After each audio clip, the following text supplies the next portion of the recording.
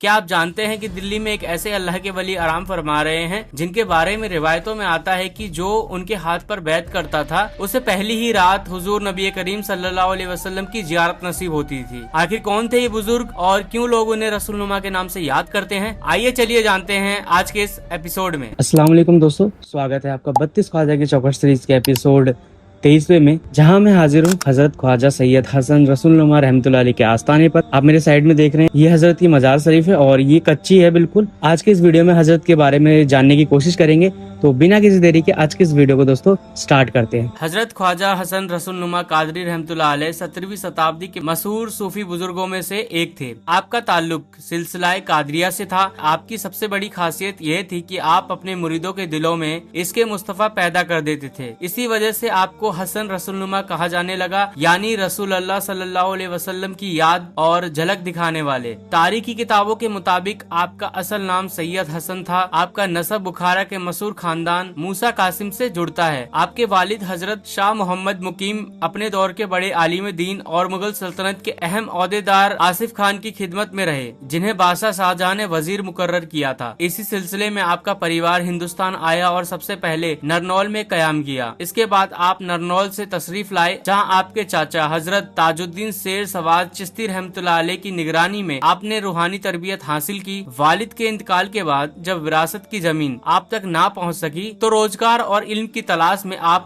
آگرہ کی طرف روانہ ہوئے۔ شروعات میں آپ نے فقہ اور اسلامی قانون کی تعلیم اس ارادے سے حاصل کی کہ اپنے حق کو ثابت کر سکے، مگر اللہ تعالیٰ نے آپ کے لیے ایک اور ہی راستہ چنا تھا۔ آپ نے جونپور میں لگ بھگ 14 سال تک علم دین حاصل کیا اور قاضی بننے کی تیاری کی، مگر آپ کا دل دنیا کے جھگڑوں سے ہٹ کر اس کے الہی اور تزکیہ نفس کی طرف جھکتا چلا گیا۔ آپ کی عبادت اور روحانی کیفیت اتنی بلند ہوئی کہ آپ کے استاد بھی آپ سے روحانی فیض لینے لگے۔ بعد میں آپ نے مشہور صوفی بزرگ شیخ عبد الرشید کے ہاتھ پر قادری سلسلے میں بیعت کی اور پھر دلی تشریف لائے، جہاں آپ کی صحبت خواجہ باقی باللہ کے صاحبزادے سے رہی۔ جلد ہی آپ کی پرہیزگاری، علم اور روحانی اثر کی چرچا پورے دلی میں پھیل گئی۔ دور حکومت میں اورنگزیب عالمگیر جیسے بادشاہ بھی آپ سے ملنے کے خواہش مند تھے، مگر آپ نے ہمیشہ دربار اور دنیاوی شہرت سے دوری بنائی رکھی۔ آپ کی خانقاہ فقیروں، طلبہ اور مریدوں کا مرکز بن گئی۔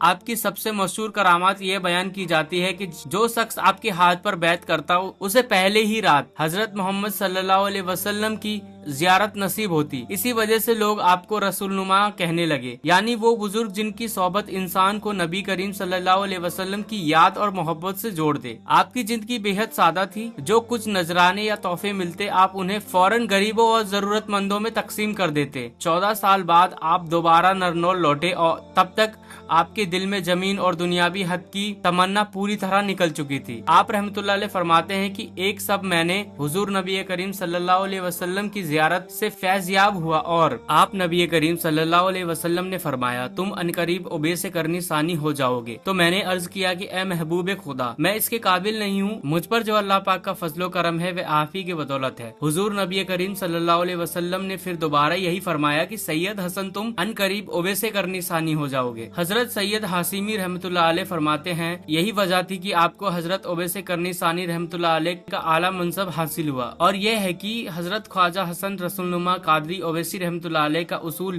سلسلہ طریقہ حضرت اویسی کرنی رضی اللہ تعالی عنہ کے مشابہ تھا۔ آپ رحمۃ اللہ علیہ کی وفات سال 1692 عیسوی میں اورنگزیب عالمگیر رحمۃ اللہ علیہ کے دور حکومت میں ہوئی۔ آپ کی درگاہ شریف اسی مکان پر موجود ہے جہاں آپ کی خانقاہ اور مدرسہ تھا، اور آپ کی مزار شریف کے اندر ہی 3 قبریں اور دیکھنے کو ملتی ہیں، ان میں سے ایک آپ کے بیٹے اور 2 آپ کے پوتوں کی قبریں موجود ہیں۔